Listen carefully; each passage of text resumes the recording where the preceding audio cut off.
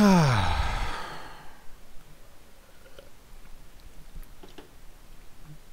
think I finally got it. Sorry for anybody who tuned in before. Yeah, that was pretty frustrating, and it broke in a very opaque way. But yeah, I am actually just looking at... trying to get to the dashboard here so I can... I don't have the cool setup that I have in Linux where I can like keep an eye on the chat just from my own screen here. So I've got the Twitch app open on my phone.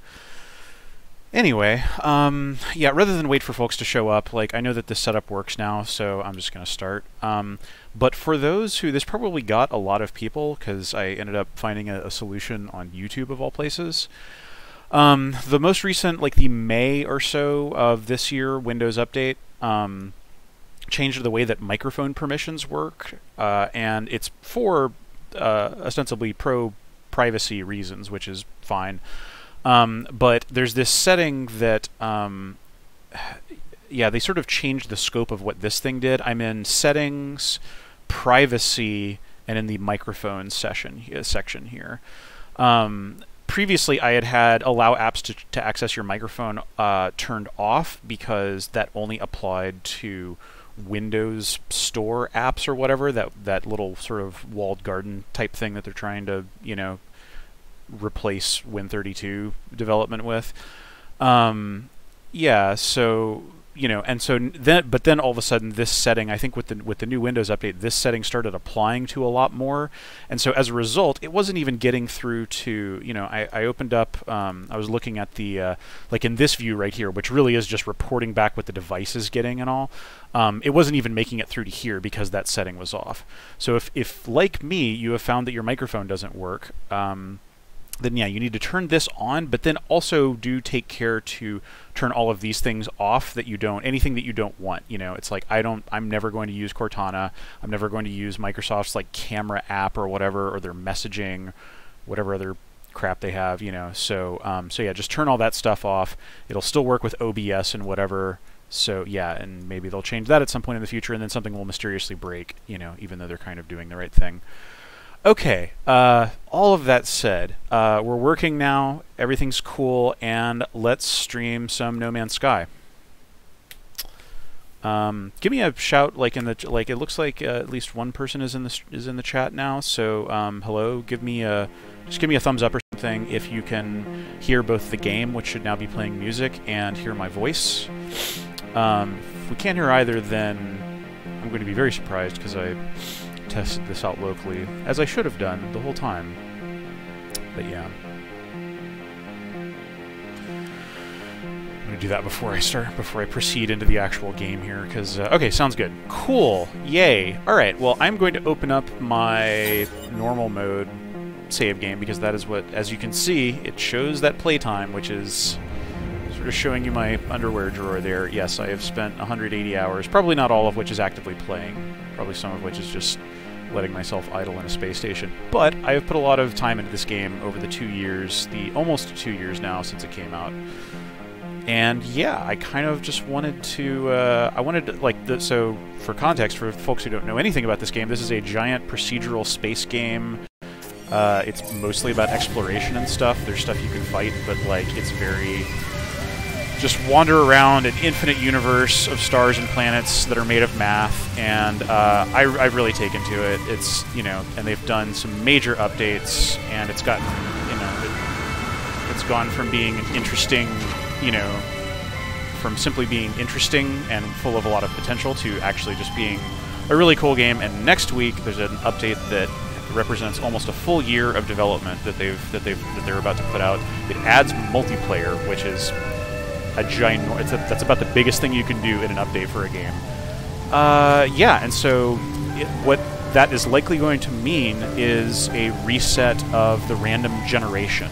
So this planet, this is just a random planet that I'm on right now, but it means that this planet after the update will probably look completely differently, because the random algorithms that you know, everything goes through might decide that this is now like a snow planet or a desert planet or something. So who knows? Yeah. And so yeah, I don't necessarily need to say. I wanted to start the stream partly to bid farewell to the universe as we know it before it all changes. And yeah, that will entail. I wanted to revisit my base and stuff. I think this is so where I am right now. I'm just in a random star system. Yeah, I don't think I've really visited most of these planets. I think I just jumped here and then had some little errand to do, and then came down, and I guess I was here. The world that we were just on is a hard to pronounce name. And yeah, it's like a fungus planet. Right now, and again, this could all change next week, but right now planets are grouped into general biomes. Like, yeah, that's a scalding planet, so it's got an arid climate and like kind of a warmish color scheme, at least during the daytime. And it's got like, you know, and each of these types of planetary biomes have their own unique like plant life and their own kind of style of doing random terrain and stuff. So yeah, I have no real inside info or anything on what is going to change.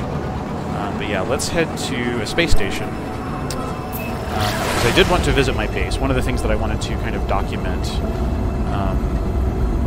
was just what my existing base and freighter setup looks like, because it could all change, or maybe it won't mean as much to me anymore after... yeah, so someone in the chat asked, is it a full universe reset? I don't know that for sure, but multiple updates in the past have completely reset all of the random stuff, you know, which has changed people's, you know, lush, colorful jungle planets into acid worlds and whatever. So it's definitely happened in the past, and like there's some pretty good, given my understanding of how the game's technology works, there's a pretty good reason that you would have to do that would be unavoidable. So, you know, and people in the community, in the existing community, are preparing for it, and it's fine. You know, it's just one of those weird things that you have about a game that you know, that relies so much on procedural generation. So yeah, let's fly into our space station here. Every system has one of these, and it's just sort of where you can land and talk with some aliens and get missions and buy and sell stuff. So yeah, yeah. So this is my ship. It's one of the ships that I have. I'll hop onto my freighter in a second here just to show off, you know. But yeah, this class of ship is called a hauler. As you can see, it's got these large like things sticking off the side that give it a larger than normal storage capacity. It's got 44 slots. This isn't like a top of the line. Like they're grouped generally by class. This is a class C, so this isn't like a particularly amazing ship or anything. It does have a very nice storage capacity, which is the main thing I was after. And I've got things like the hyperdrives fully updated so that I can jump really far in between different star systems. Yeah, and you know, I've got actually somewhat minimal weapons. Like some people have their ships all decked out with weapons, whereas I get the few space battles that I engage in, I get by just fine with the weapons that I have. But yeah, it's cool. It's a cool little ship. It wasn't my first one, but yeah, I was just in the market for a big hauler. And yeah, like it looks like ships are going to get a lot more detailed and cool, and maybe you'll be able to customize some parts of them in the new update. I don't know though. About the only concrete information we have is just what's been in that trailer that came out yesterday, which is jam-packed with a bunch of interesting looking stuff. But yeah. Okay, so what I'm going to do here is this is like a little mission desk where I can get missions to do, and I've done a fair number of those, but and you talk to the little. This alien is called a Gek. They're like a little lizardy type turtle people, and they're cool. They're sort of the traders of the galaxy. They used to be a big scary empire, and then they were kind of defeated or something. But yeah, you can take these different job boards and stuff. I have, yeah, I've actually got. Let's see. So yeah, this is sort of like the equivalent of your character sheet. In the original shipping game, there were these milestones that you would hit where they were based on kind of exploring and, you know, discovering stuff like alien languages and earning money and fighting pirates and all that kind of stuff, and just traveling long distances and stuff, and I maxed out those like back, you know, during the, I guess, the Foundation update days. That was the first major update where they added base building and stuff. I've got good standing with all of the with the three big alien races. Yeah, standing is just something that goes up. Like you do, there's a whole range of things that you can do that will make your standing go up, so they like you. You can also do missions for them specifically, and I haven't done a whole lot of those just because like I don't see a lot of benefit in it, and it can get pretty grindy if you're just doing a bunch of these. And then there are the different guilds, which ask you to just undertake other different missions that are pretty similar.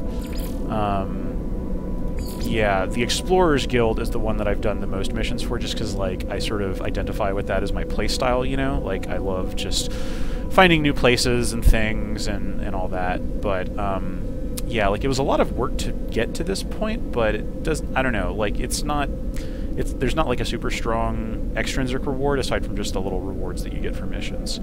So anyway, that's what my progression has been like. Yeah, I've completed the oh, I shouldn't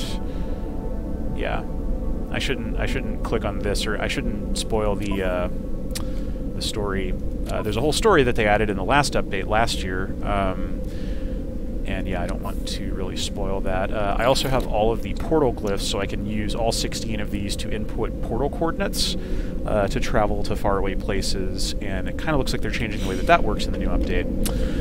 This is not a portal, this is just like a teleporter, I guess, and I am going to use it to teleport to my base, which is actually very far across the galaxy in a completely different star system.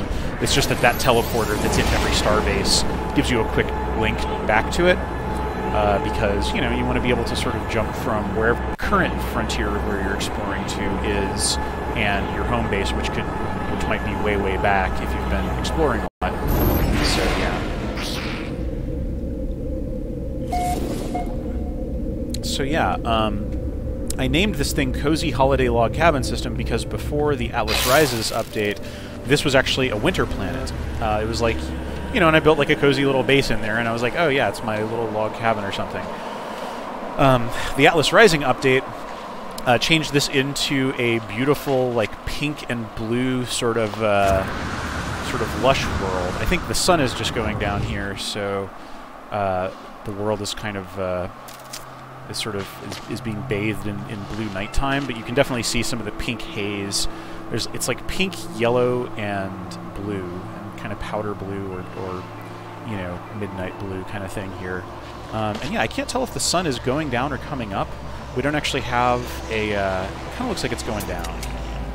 So yeah, we're getting sunset here. I can actually go into the game's photo mode, and that lets you change where the sun is for taking specific photos. Like if I wanted to take a sweet photo of my base here, and I was like, oh, it's dark now, and it's kind of, I want a little more light to take this photo with, I can actually move the sun up into the sky here, and here you can see what it looks like. This is only in the sort of weird time-paused simulation world of the photo mode, but yeah, this is what this planet looks like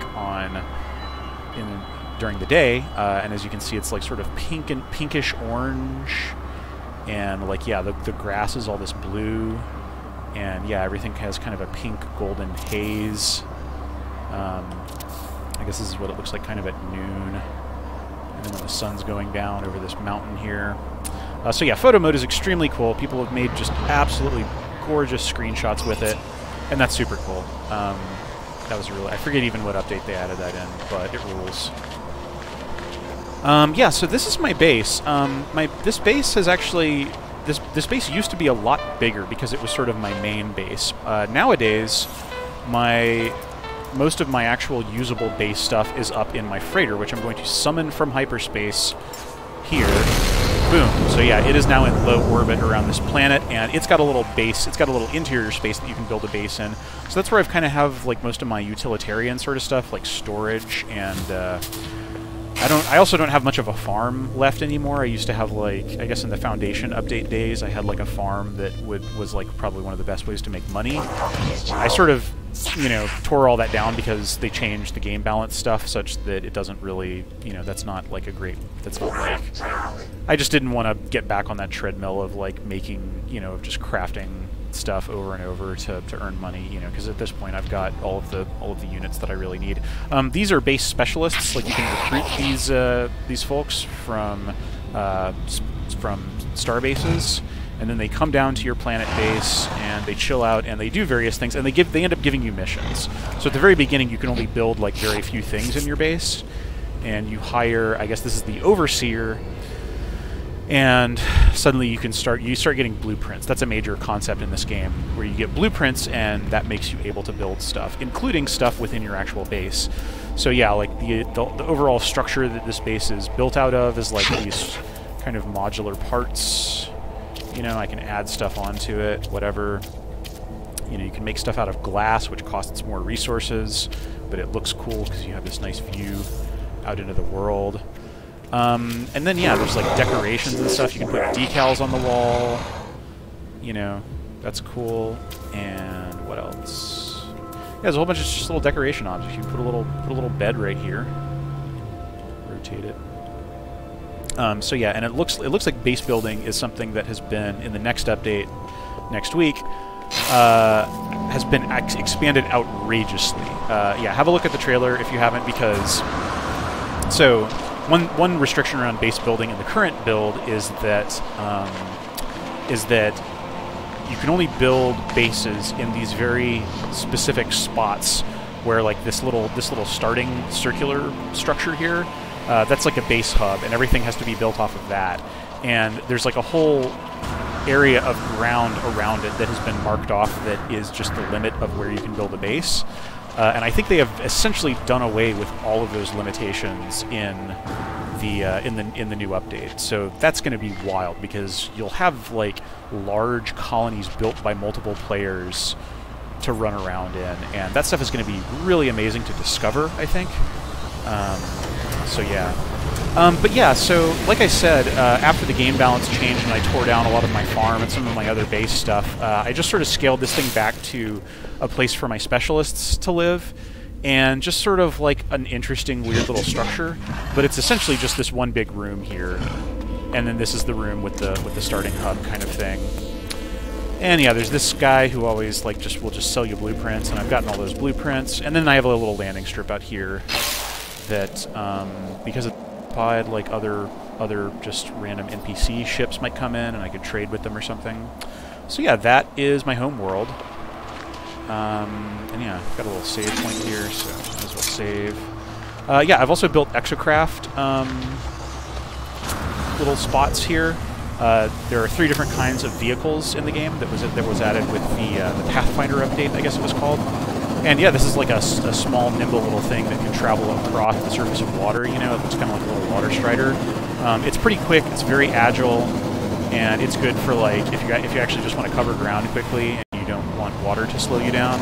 Because this planet does have, yeah, it's kind of a bummer that it's nighttime, but as you can see, there's like a large lake, you know, to the I guess to the southwest of my base here. Yeah.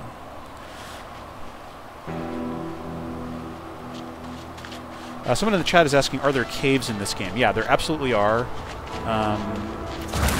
Let's go find one. So yeah, you have a jetpack in this game. It's pretty cool. It's definitely absolutely essential for... let's see, why didn't I call my exocraft back over to me?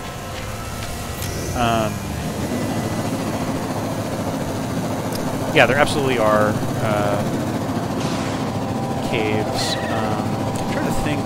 This planet, the way that its procedural generation worked, ended up shaking out after the latest reset, is that there aren't as many caves as there are like these kind of little canyons, and they're not even very deep canyons. But yeah, you can kind of see here, like like my base is up on this big hill, and it's gradually going down to this lake here. But there's this flat bit, and yeah, there are like these just kind of these wide trenches that go down. So that's, and there's other parts of this planet that I've explored that where that kind of feature isn't around so much. But yeah. So let's see. Okay, so yeah, now I'm going out over the... Oh, I was under the water, underneath the water a little bit. But yeah, normally this thing just prefers to... yeah, it's really a bummer that it's so dark out right now, because, yeah, this planet, it's not necessarily putting this planet's best foot forward. Like, I don't know how long it will take for the sun to come up. I'll go back into photo mode, I guess, and... yeah, see? That's what it'll look like, I guess, at dawn.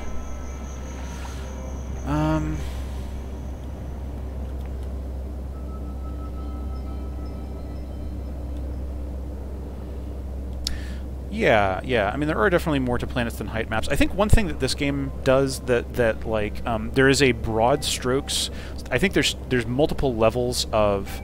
you know, there's the classic, like, Perlin noised algorithm that just creates crinkly terrain in every direction. Obviously, this game is doing PhD level, you know, versions of all that kind of basic procedural generation stuff. One of the things that it does is, like, these large hill features, I think, are the product of a much larger and coarser grain randomness function, so that this hill here is created by one level of, you know, generated height map type noise stuff, and then the actual minute terrain here, you know, like these little canyons and stuff, are the product of like a much finer grain, much noisier sort of thing. So yeah, oh yeah, and you can go underwater here, like yeah, underwater looks like it's also gotten a massive visual overhaul. Like you can have, in the next update, you'll have underwater bases, and I think just like the actual rendering of water, like it'll ripple and stuff. So that's cool. And there's stuff you can harvest underwater. Let me turn on the light here. Yeah, you can see a little bit more of the life. I forget if it's an underwater plant that I hadn't really found before. I don't think there's any like sea creatures in this part of this particular body of water. I think there are some on this planet, but it's not like super, not super common. Again, there's other worlds that have like fairly dramatically different planet generation.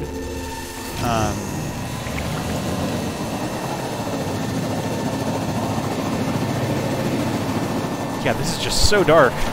Just can't really do much with this right now, huh? One way that I could show off caves, probably, this was a fun thing that they added in the last update, is there's a terrain manipulator that lets you just like chop holes in this in the terrain, and if you're just kind of digging around like this, you will either hit water, which I think is what I've done here.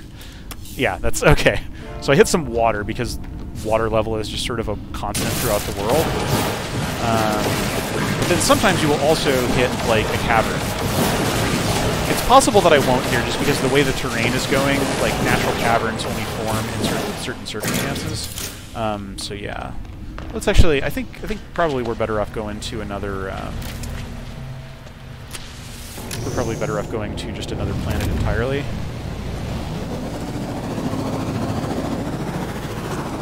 And you know, boost up here, launch over this. Yeah, I guess I actually just want to go back to my base here and just hop in the teleporter.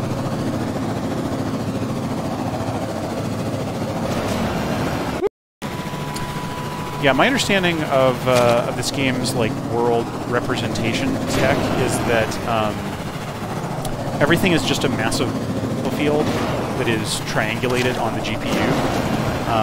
Innes McKendrick, one of the the graphics lord of this game, gave a cool GDC talk about it, and I believe it's free because I don't have Vault access, so you can listen to him talk about how a whole bunch of cool stuff was made for yeah, like just how the graphics tech works. So it's like, yeah. Okay, so yeah, let me go back to that starbase that I was at. This is my home system. That's about all there is to look at there.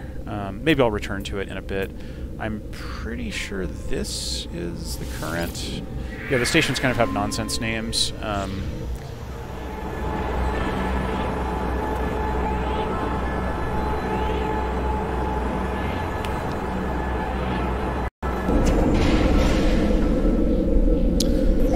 Alright, so we're back in this system. Pretty sure this is where I was before. Because yeah, everything in this system is lit in like this lovely sort of purple. It's just a very pinkish purple star system. And yeah, I just ended up here because I knew that the update was coming soon. Like last time I played was a few weeks ago. I think I just ended up here because I knew that the update was coming soon, and I wanted to just sort of have one last nice little place to punk around in. That's a freighter fleet coming in from hyperspace. It doesn't look like they're under attack or anything, so we could fly into that freighter and just chill out with them. But yeah. Let me open up my let me pull up my freighter here. Shoot some of those asteroids and mine some of the resources that you need to refuel your ship. All right, so yeah, this is my freighter. It's actually a relatively recent acquisition. I used to have a different freighter that actually looked a lot more like a Star Destroyer from Star Wars. I overshot my. That's embarrassing. Kind of like failing to park in your own driveway. Whoa, what is going on here? Whew, okay. Yeah, I bought that freighter way back during the Foundation update, maybe? Whatever the first update that added freighters was. And, yeah, and it served me well for a long time. But then, yeah, here's that freighter. Yeah, it's cool. It has a lot of slots. But what I found was that that old freighter from before the Atlas Rises update was not equipped with a freighter hyperdrive, and there's no way that you can add a freighter hyperdrive by itself. There are upgrades to the freighter hyperdrive that you can get, and I found those, but they didn't work because I didn't have just like the base freighter hyperdrive. And only freighters that have been purchased, my understanding is that only freighters that have been purchased since the Atlas Rises update actually have hyperdrives, so I just kind of had to bite the bullet and splash out a bunch of money for a different freighter that did have, you know, one, because I was like, yeah, seems like having a freighter hyperdrive is valuable. You know, maybe I'll have just wasted my money or something, because Next will change how it works, but whatever, you know. I had like, you know, a couple of $100 million or something just sitting around, so. Yeah, and yeah, like this is just sort of like a big stockpile of like all the different elements of some of the different elements and some of the farmable resources that you can have in the game. And so yeah, my freighter is just sort of where I keep those because, you know, never know when you're going to need to craft something. This was a ship that I used. Yeah, I bought this ship for, yeah, it's a Class A Explorer vessel. And it has a maxed out hyperdrive, and it also gets a bonus to its hyperdrive range. So this thing can warp, you know, 1,200 something light years in one jump. And I used this while I was I used this while I was traveling to. I found out about something called the Galactic Hub, and this is my first ship. This was just, I don't know, something that I had through much of the early days of the game and the Foundation and Pathfinder updates. But yeah, the Galactic Hub is a player-created civilization, which really means that, I mean, for now, it's going to mean something very different starting next week, but, yeah, let me walk over to the bridge of the freighter, actually, because that's, what's going on. Okay, well, this is my freighter base. Doesn't have a whole lot going on. Yeah, the Galactic Hub is it's a bunch of players who decided to go towards to all converge on the same part of the galaxy and document it, basically. Like explore all of these randomly generated planets that just emerge out of the math and algorithms and content that the developers have made, and just document like, oh, on this particular planet you can see these, like, you know, 8-meter tall dinosaur type things, and everybody, that's the same for everybody. You know, that content is the same for everybody, so we document it so that you kind of know where certain resources are, where certain like sites can be seen, and people can name star systems. You know, like in this screen, you can call in your discoveries essentially and say like, oh yeah, this creature, I discovered this creature, you know. Yeah. And so people, you know, people kind of claimed those systems and named them and stuff in the process of documenting them. And so to get to, but this Galactic Hub place has a specific location in galactic coordinates. And so you actually have to travel there. Like, there is still not an easy way to just, like, you know, hop, skip, and jump there. Like, you basically have to cover that distance somehow by, you know, by getting your ship there the long way, essentially, and, like, you know, fueling up your hyperdrive, stopping to harvest resources for more fuel.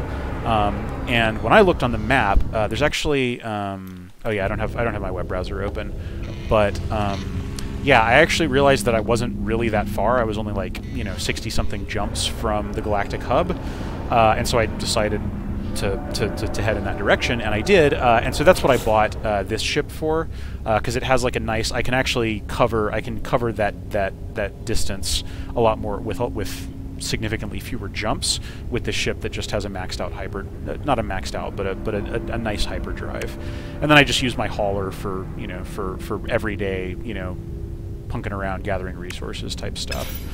Yeah, this is the bridge of the freighter. It doesn't, like, initially, like, I talked to Captain Omfat here to buy the freighter, but nowadays I think their, you know, captain ship is mostly just, you know, keeping the ship running or whatever fictional kind of thing. And then this is actually how you access the star map from the freighter.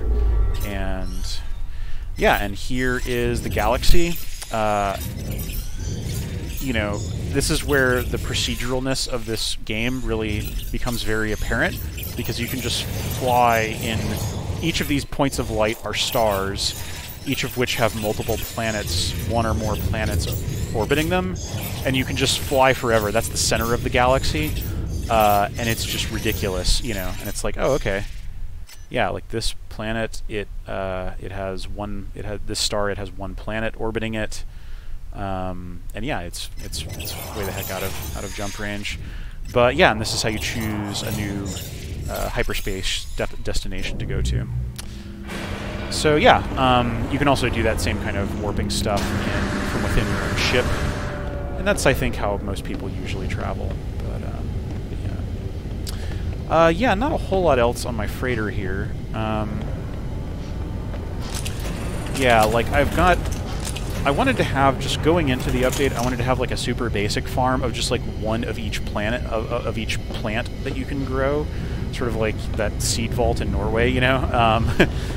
So yeah, that's what I've got here, like each little plant that can grow. I've got one of each here, and then I've also got like these storage locker type things that are big, like, just resource piles of, like, stuff that you just collect over time, and, like, you can sell this stuff for money, but, like, a lot of this stuff wasn't, like, really worth it to me, but it might have some future use. I might, like, run into a quest or something that needs some of it. So yeah, this is just, yeah, like, and this stuff really does let you kind of go overboard with hoarding type stuff, but I've kind of just tried to keep around, like, you know, stocks of stuff that seems rare. Like, these are all rare elements. Atlas stone used to be this important item in an earlier version of the game, but yeah. Oh yeah, and I guess I was going to put back, let's see. Yeah, I ran across one of these and I was like, oh, actually I don't have a full 10 of these, so I'm gonna, yeah, and then I also have like a little trade terminal here, which is where you can buy and sell stuff. There's just like a random selection of trade goods that you can take to other systems that value them more highly, so you can do the buy low, sell high thing. And yeah, and then there's just like real staples, like plutonium is just kind of what you stick in your jump jets and stuff like that. And some special stuff, like, yeah, the Omegon is actually pretty rare, so I was kind of looking to get a trade terminal that used those. Let's see, yeah, I just wanted to get rid of, I just had some junk sitting around from my latest exploration run here. Yeah, cool. Alright. So yeah, that's my freighter base. It's not too exciting right now. I think it's going to be expanded a lot more. I think you'll be able to have like a much more fancy base after the next update. So that will be cool. Yeah, let's hop back down here. I could take the stairs, but I have a jetpack. And who among us would not just never use stairs if you had a jetpack, right? Yep. Alright, so let me jump back into my primary ship here.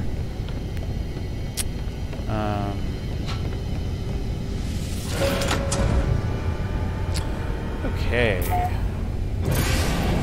So yeah, what do we want to do exactly here? Like, I don't have any missions. I don't really want to take on any new missions. I'm kind of missioned out. Let's see. So we've got a pick of different planets in this system. I guess I could just hit some of those up. We've already seen a little bit of a toxic fungus planet. Let's not do that. What is this? Okay, that's a desert planet. Those can be interesting to go around on. I'm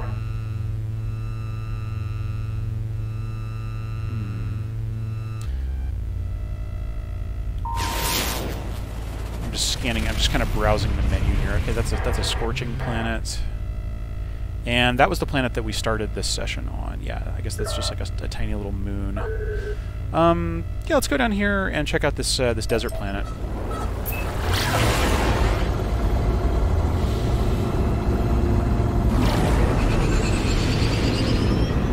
They've apparently redone the clouds completely in the next update, so like I think right now your view, like the clouds are very blurry and just kind of, yeah, they're just sort of like these vague, you know, things that I think maybe they sort of serve the purpose of covering your view while it streams in some of the, while it triangulates and figures out some of the landscape generation here. But yeah, that pink sky really is just like undeniable in this system. It's a very distinctive system for that reason. So yeah, now we're flying along the ground here, and I'm scanning. I'm hitting my scanners here because I want to just find like a little point of interest here. That's what the question mark is. So let's go see what that is. It looks like it might be in the middle of a dust storm or something. Okay, that's a radar. That's a little, I forget what it's called. Alright, let's hop out. Okay, it's super cold. Oh, this is an extreme climate planet. So this has sand blizzards, and actually not that much in the way of plant or animal life, which is a bit of a bummer. But it does definitely have kind of a desolate beauty to it. Oh, there's an animal. They're scarce, but not non-existent. Okay, that's a big, weird, like four-legged humpback thingy. It's just a little resource plant that you can pluck some from. Yeah, that's a very large creature. Yeah, so this is stressing my my environment suit here. In addition to just having a ton of storage space, it also has like your protection from harsh conditions, from negative 140 degree Fahrenheit conditions. So yeah, yeah. So that's cool. It's a cool creature. Looks like it is completely not hostile, so that's good. Some random NPC ship going over. It's a little hard to scan it, yeah. Can't draw a consistent bead on it. Alright, so let's check out that point of interest that we were seeing from the air. I like these plants, like these little kind of fluffy, not cactuses, but just a fluffy plant. Got some basalt rock type things sticking out of the ground here. This is a very common feature. Okay, this is like a waypoint. This is going to tell me about another location that might have like a crashed ship at it that I can repair. This here actually is sort of the closest that we get to a map screen.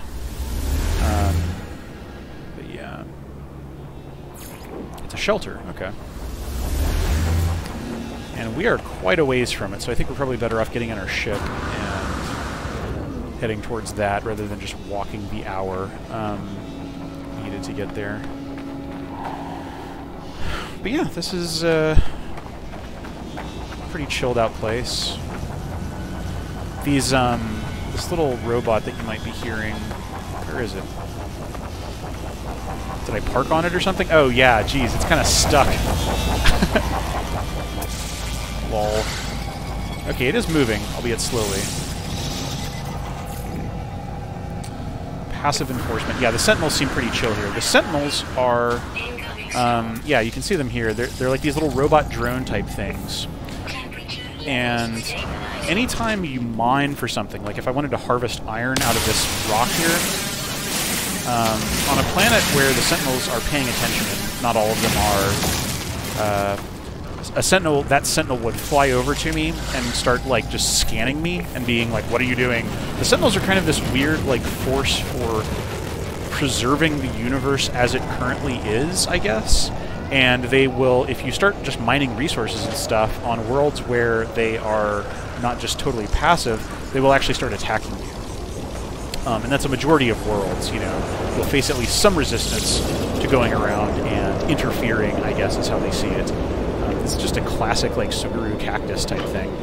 That you could definitely see this kind of thing on Earth. Oh my gosh, okay, so yeah, this planet is rough because suddenly the sun is coming up and now we're getting 288 degree, like, burning sandstorms. So this is, it's pretty rough. It's pretty rough. Let's lift off here. And let's go. Jeez, the sand is just cascading all around us. Brutal. Alright, so yeah, let's head to this shelter here. Oh gosh, that's actually kind of a ways away.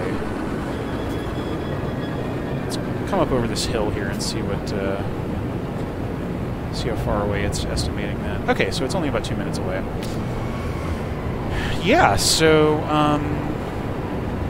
yeah. I think there was a big question early on, and there still is for new players, like, what do you actually do in this game? And it's a good question, because, like, you know, when a game is about exploration, it's like, okay, well, you can probably guess that movement is a really significant part of that, but then, like, what else do you do? And in this game, a lot of times the answer is movement has a cost, either because your suit is consuming resources to survive in harsh conditions, or your ship is burning fuel to jump to new systems, or, you know, get to planets quickly. And so you end up mining this fuel from, like, asteroids and the planet itself. And then, you know, you can make your ship and your suit and, to some extent, your freighter and like, the sort of mining/weapon type thing that I had, that you saw me using there, the multi-tool. So yeah, there's this whole upgrade path that lets you be more effective at surviving and exploring and fighting in some cases, and doing that requires resources of various types, and that's what pushes you to develop sources for the harder to find types of resources, or the resources that can only be found on certain systems that you can't necessarily access from the very beginning. Jeez, I've never seen a planet with clouds and, like, storms this thick. It's pretty wild. Alright, we're coming up on it. I also usually, like, fly along the surface for this long, but, you know, it fills the talking.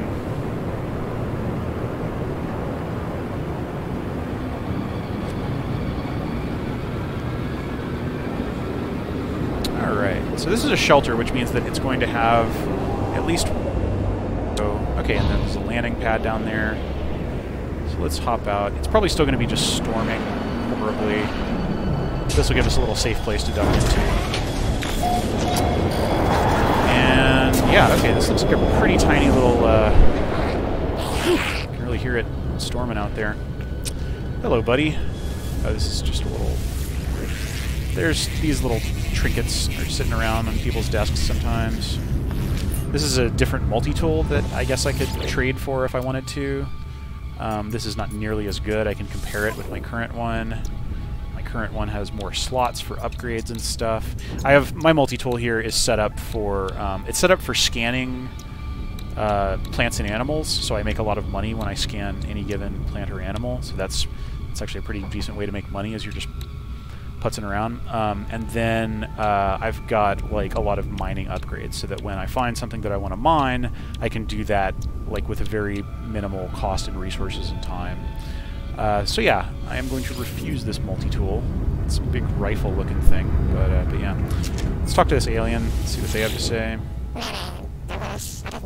So yeah, I don't speak every word. I'm not, you know, fluent, I guess you would say, in Gek, but I do know several words. So this Gek is saying something to me here, and they need help. It sounds like they want me to give them some isotope resource, because their suit power is low. And so yeah, that is exactly what I should do. And I wouldn't necessarily know what to give them. Because I know the word for isotope and exosuit and whatever, I kind of know the correct answer to this. The penalty for not answering correctly to these is never, like, high or anything. Like, I don't think anything bad would have happened, but I just wouldn't have helped them and gotten, like, this tiny little reward. Okay, and they gave me a blueprint for a weapon upgrade that I don't really care about, but whatever. That's cool, you know. And yeah, and then there's a little trade terminal here. Check that out. I can see if, like, there's anything unique and cool. Oh, they actually have this. This is a relatively rare. I guess I could...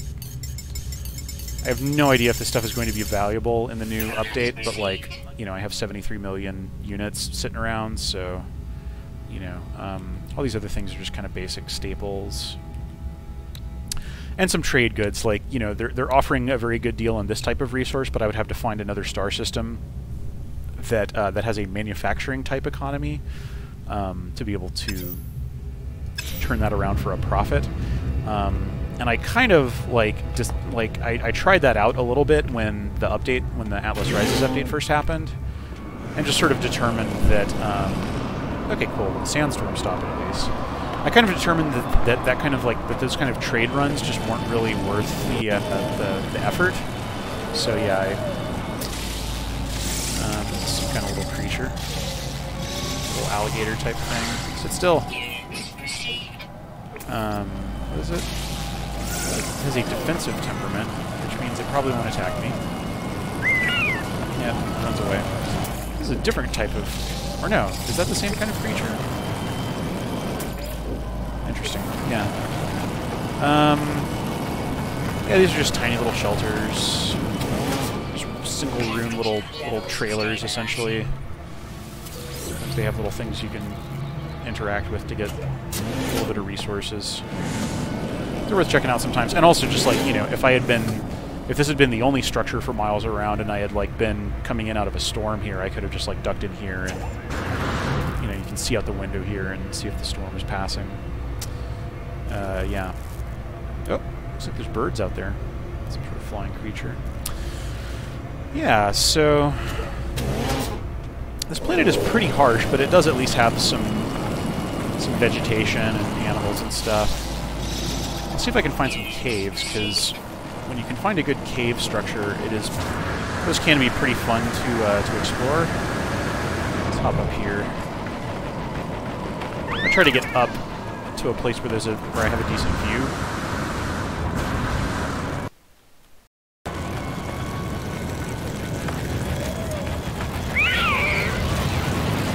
Yeah, every planet that we've been to so far has this interesting kind of dusky quality, or like not dusky, like actually actively dark. Okay, this is just like a huge cylindrical kind of shape. Oh geez, there's storms are coming. Jeez. Okay, so this is just like a massive like feature here. There's other planets that have like floating islands and stuff. Those can be pretty cool.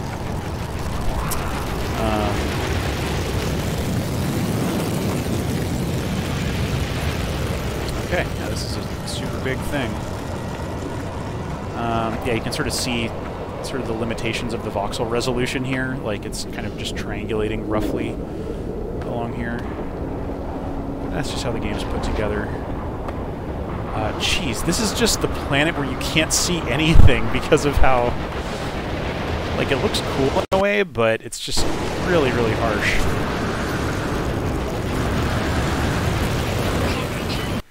All right, let's get back to our ship here. I'd rather check out a planet that is not quite so inhospitable. The thing that you might have seen on the journey screen survives X number of sols in extreme conditions. Yeah, that's definitely. These are the kinds of conditions that you're surviving in to make that. To hit that achievement level. All right, let's get out of here.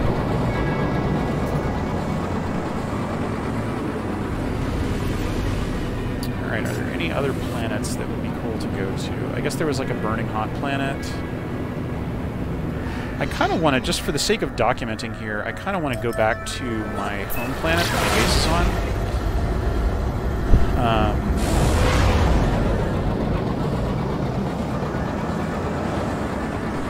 So yeah, let's go back to the space station and hop in the teleporter there.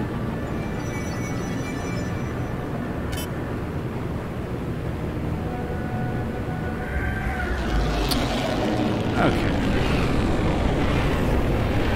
Because yeah, I'm hoping that the sun has come up there and I can like do a little bit more exploration of the old home planet. I'd like to have some of that. Just kind of set down for some video for posterity. I've also taken a bunch of screenshots and stuff, you know, but...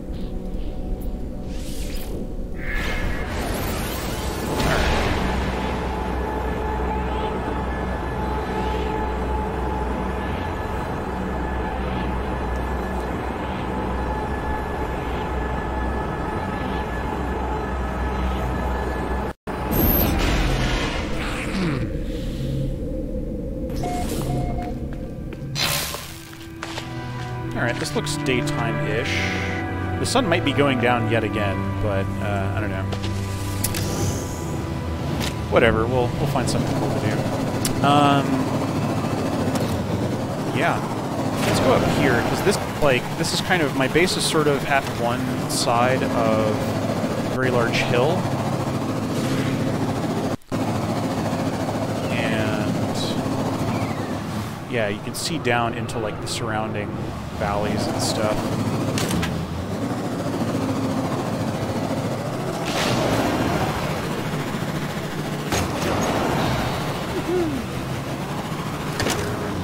Yeah, this area really is just all about the valleys.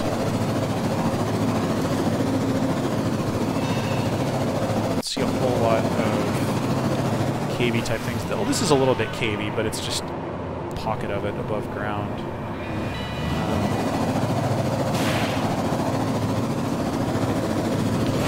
Going over here, there might be like an interesting trench or something. That is also a very shallow, vaguely cave-like depression.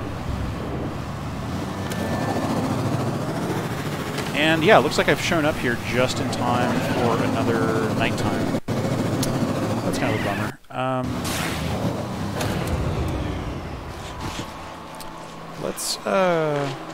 Let's hop down here, actually, and see if we can... Because sometimes when you find one of these cave systems, you can tunnel into them.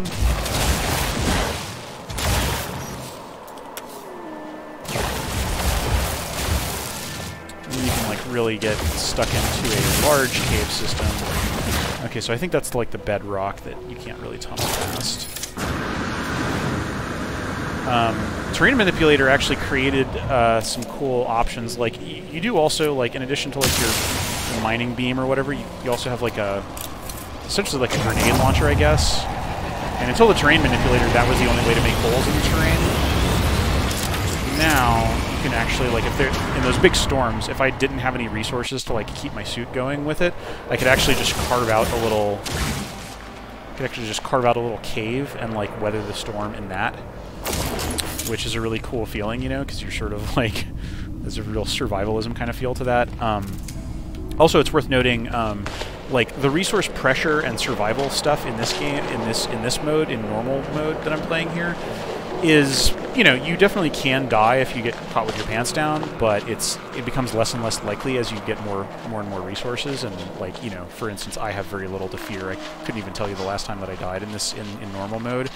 Survival mode, on the other hand, the tuning is such that like you're burning resources like fairly constantly, and it's like the resource pressure is very intense, and doing stuff like carving holes in terrain so that you can like weather a storm or something ends up becoming like a very important survival tactic.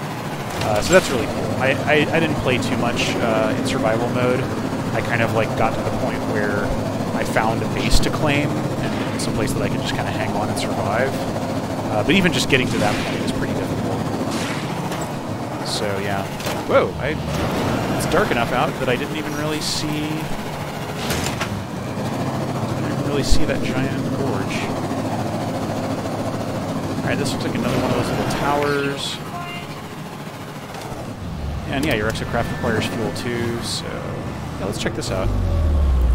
This is an interesting feature. It looks like this was just like a really tall tower, and maybe it got kind of scooped out to create where this beacon was.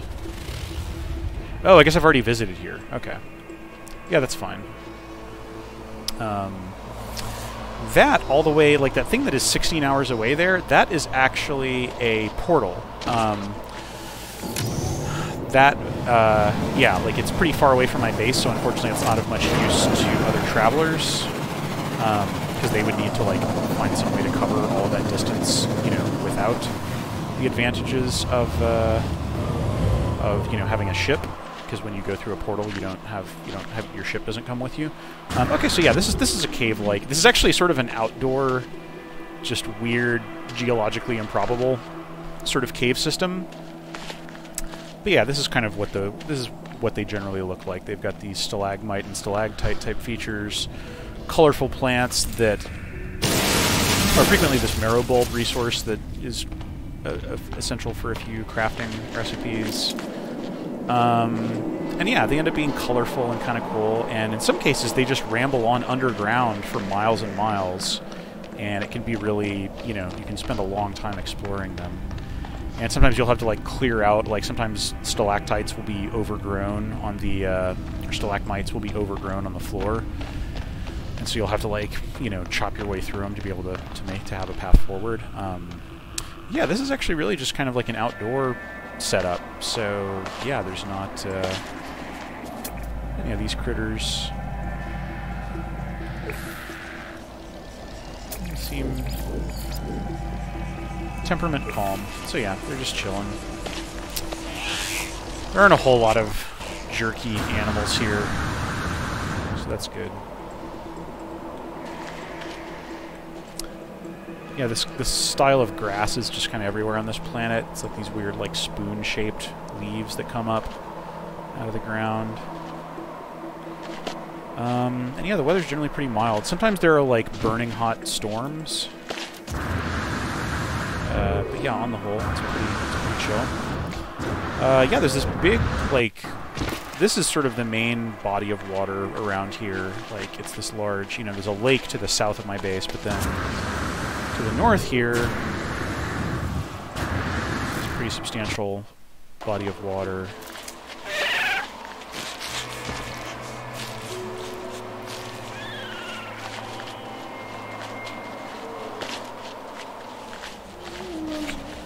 Yeah, it's just real peaceful.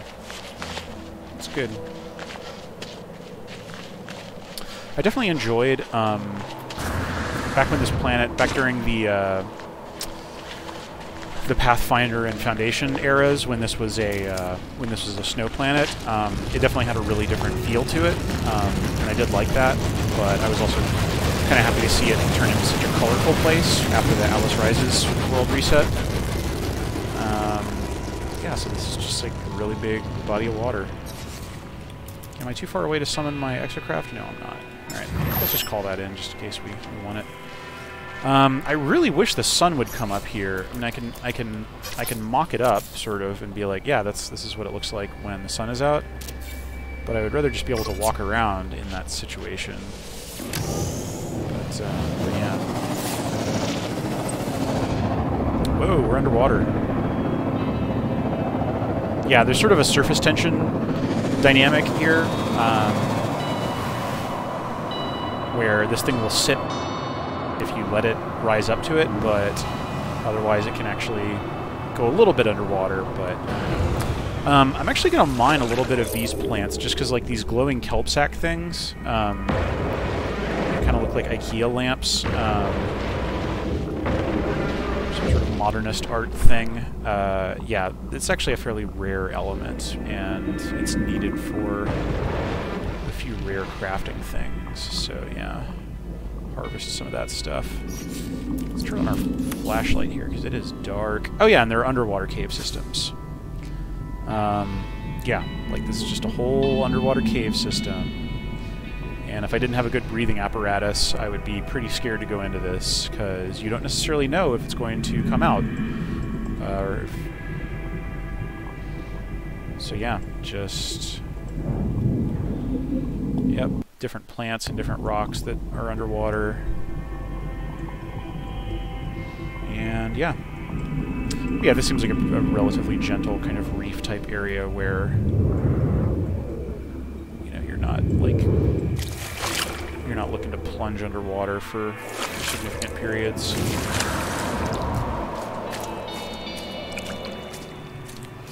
Okay. All right, now I have to hop back out to my exocraft. Come on. Dup, I missed it. Okay, there we are. Okay, which direction is the sun, do you think? Like, I'm wondering when the sun is going to come up and which direction I should go in. To be able to see it.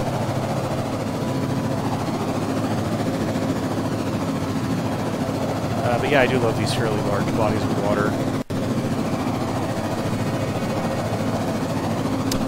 If this planet, after the next update, does regenerate in such a way that these bodies of water are still around, I'm definitely keen to explore them and like, build some underwater bases and stuff. Feels like it's getting a little lighter in the sky. I didn't usually think as much about time of day, but in this case, you know. Yeah, I'm trying to think what all I've done on this planet. Oh yeah, let's. I guess there's an outpost there. Oh, what is this? Is this an underwater? So underwater structures do happen sometimes in this current version of the game. It's just a little bit more rare. Yeah, I think this is a.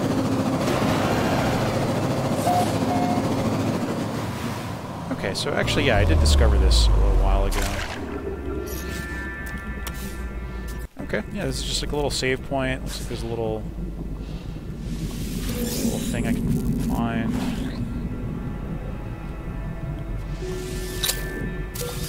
Some underwater loot, you know, like you do. Cool. I don't think... Oh, there's some... Oh, okay, there's some undersea creatures. Some kind of... I mean, they're not seals, because obviously they've got, like, 4 limbs. But, you know, maybe they're, like, proto-pinnipeds or something. Yeah, I like their heads. These very much look like an animal that evolved on land and then went back into the water. That's really just kind of an accident of random generation, but yeah. Cool. I think I actually let my swim tank get a little low there. Just recharge my stuff here. Cool. And yeah, here we go. The sun's coming up. So you can see that like lovely, like kind of gold to pink to blue gradient. Looks really nice. I can't tell if it's going to be a clear day or not, but oh, I can't summon this thing in. There we go. Drink. Don't be underwater. There we go. Yeah, okay, so yeah, that's that area. Where is my base exactly here? There it is. Yeah, let's do some overland travel now here that, you know, the sun's up. Get a really different feel for it. So yeah, that bluegrass is real prominent. Pinkish dirt.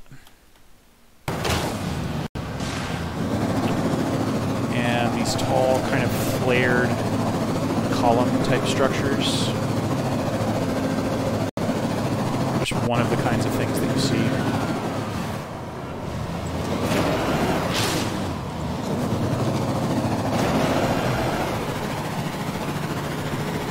There's a bit of an art to negotiating the terrain here, you know, because like you don't want to get your exocraft like stuck in a ditch that it can't get out of. It's not the end of the world, but like it just kind of creates a problem that you have to deal with. Yeah, let me jump up here. there might be a nice view from up here. Yeah, we're seeing like all those like, yeah, just column type things. That's a nice form of tree. Have I really not scanned this? I'm pretty surprised. Cool. Yeah. And here comes a storm. This is a harvestable plant that you can actually plant and grow. I've got a few of them planted back at my base. Let's see, where's Exocraft go? Yeah, so the storms here are nothing like the storms we were getting on that other planet, but will drain your suit a little faster than normal. And you're safe from that in the Exocraft, so that's another nice thing about Exocraft is that, you know,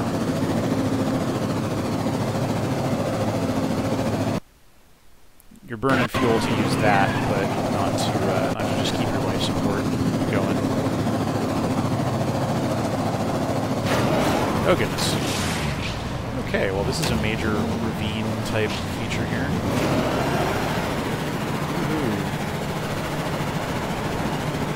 Just doing sick jumps.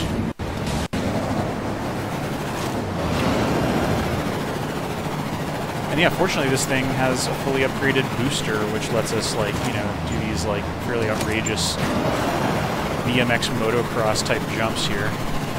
Don't go into the cave there. Oh jeez, it's raining. Yeah, I think this planet, what's the description of this planet? Occasional scalding cloud bursts. So yeah, this definitely does happen. And yeah.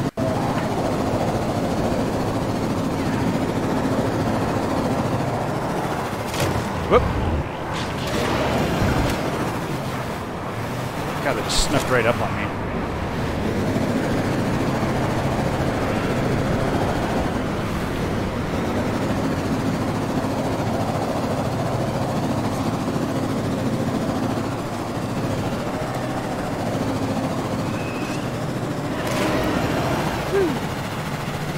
Alright, and now we're back to these trenches that I showed off earlier.